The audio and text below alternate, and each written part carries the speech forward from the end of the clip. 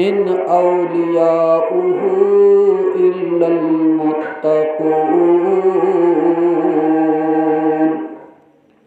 नहीं है अल्लाह के वली, नहीं है अल्लाह के दोस्त मगर मुत्तकी हज़रात।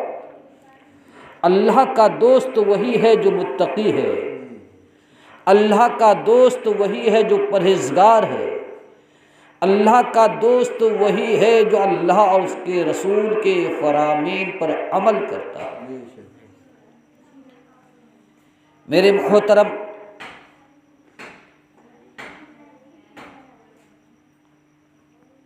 चूँकि इस महफिल पाक का ताल्लुक़, जैसा कि मैंने शुरू में अर्ज़ किया है कि तमाम वलियों के सरदार गौसे पाक रज़ी अल्लाह ताला अन्हु से है। हज़रत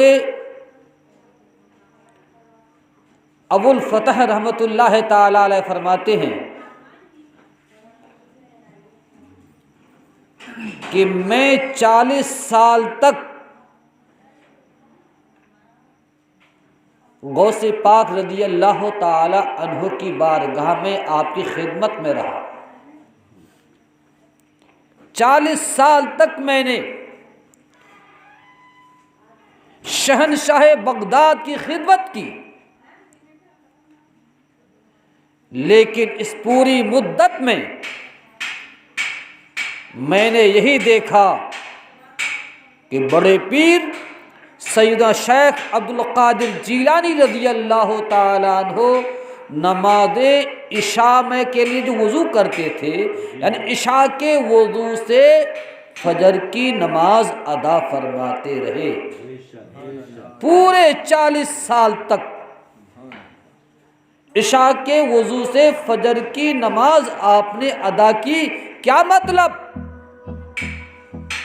इशा की नमाज के बाद पूरे 40 साल तक आप सोए नहीं, वरना सोने से वज़ू टूट जाता है, सोने से वज़ू टूट जाता है। और गौसे पाक रज़ी अल्लाह ताला अन्हु का इशा के वज़ू से नमाज फ़जर करना, नमाज फ़जर अदा फरमाना इस बात की दलील है कि आप नमाज इशा के बाद 40 साल तक बिल्कुल सोए नहीं, बल्कि अल्लाह की इबादत करते रहे। और फरमाते हैं कि आपका मामूल था, गौसे पाक रज़ी अल्लाह ताला अन्हु का ये मामूल था कि आप रोज़ाना रात के वक्त 1000 नमाज़े नफल अदा फरमाते। आज हमसे फ़र्ज़ अदा नहीं होता,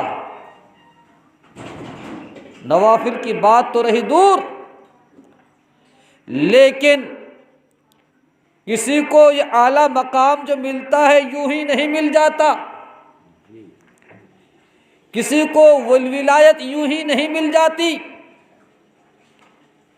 किसी को रब की बारगाह में आला मकाम यूं ही हासिल नहीं हो जाता, बल्कि कुर्बानियां देनी पड़ती। रोजाना 1000 रकात नमाज नफल आप अदा फरमाते।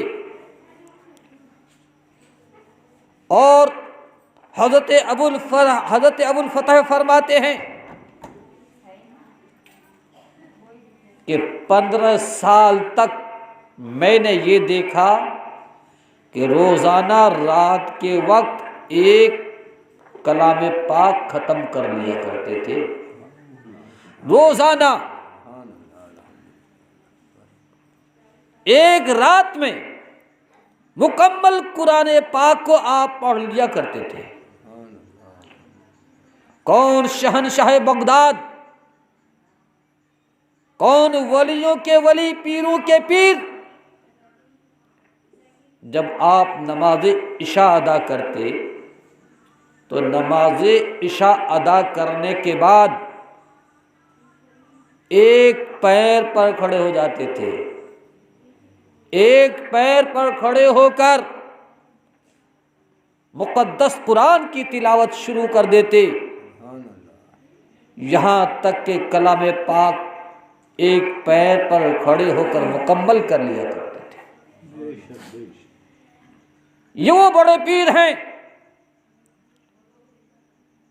जिनकी इबादत की एक झलक है, लेकिन हज़रत शेख सादी रहमतुल्लाह ताला अलैह फरमाते हैं कि मैंने खाने काबा का तवाफ करते हुए एक नौजवान को देखा। मैंने एक नौजवान को देखा जबकि रात आधी गुजर चुकी थी और रात आधी बाकी रह गई थी, यानी निस्फ रात गुजरने के बाद, आधी रात गुजरने के बाद मैंने एक शख्स को देखा जो खाने काबा का गिलाफ पकड़कर ज़ारो कतार रो रहा था। खाने काबा का गिलाफ पकड़कर ज़ारो कतार रो रहा था और रोते रोते ये कह रहा था, ए परवरदिगारे आलम, अगर तेरी बारगाह में मेरी नेकियां मकबूल नहीं हैं, ए परवरदिगारे आलम, अगर तेरी बारगाह में मेरे आमाल काबिल कबूल न हो तो कल बरोज़े क़यामत मुझे अंधा करके उठाना। अल्लाह, क्या दुआ मांग रहे हैं? अगर मेरे आमाल तेरी बारगाह में काबिल कबूल न हो तो कल बरोज़े क़यामत मुझे जब कब्र से तू उठाना, अंधा करके उठाना, ताकि तेरे नेक बंदू में मुझे शर्मिंदगी न उठानी पड़े, ताकि तेरे नेक बंदू के दरमियान में शर्मिंदा न हो। लोगों ने पूछा, वो अल्लाह को रो रो कर मनाने वाले, ओ ज़ारो कतार रो रो कर दुआ करने वाले, ये तो बता तू कौन है और कहां से आया है और इस तरह की दुआ तू क्यों मांग रहा है? आपने कोई जवाब नहीं दिया। काफी देर के बाद आपने ये जवाब दिया, अना अब्दुल कादिर जीलानी बगदादी।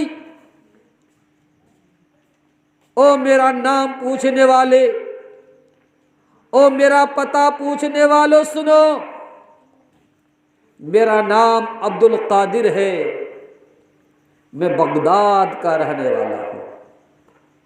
यानी शहनशाह बगदाद सैयदना शेख अब्दुल कादिर जीलानी रज़ियल्लाहु ताला अन्हु, जिनकी इबादत का ये आलम रात रात भर खड़े होकर अल्लाह की इबादत करते थे, रात रात भर सोते नहीं, रोजाना 1000 रकात नमाज नफल अदा करते, रोजाना मुकद्दस कुरान की तिलावत किया करते थे, लेकिन खुदा का खौफ इस कदर दिल में है, अल्लाह का खौफ इस कदर दिल में है कि खाने काबा का गिलाफ पकड़कर दुआ मांग रहे हैं, मौला अगर मेरे अमाल तेरी बारगाह में काबिल कबूल न हो तो क़यामत के दिन कब्र से तू मुझे अंधा करके। तो मेरे मोहतरम शहनशाह बगदाद सैयदना शेख अब्दुल कादिर जीलानी रज़ियल्लाहु ताला अन्हु है। लेकिन आज हमारा हाल यह है कि नवाफिल तो दूर की बात है, नमाज फ़र्ज अदा करने के लिए तैयार नहीं है। दीवाने तो हम गौसे पाक के, मोहब्बत तो गौस पाक से करते खूब हैं, ज़बानी दावा तो खूब कर रहे हैं, लेकिन गौसे पाक रज़ियल्लाहु ताला अन्हु के नक्श कदम पर चलने के लिए तैयार नहीं है, उनके फरामीन पर अमल करने के लिए तैयार नहीं है।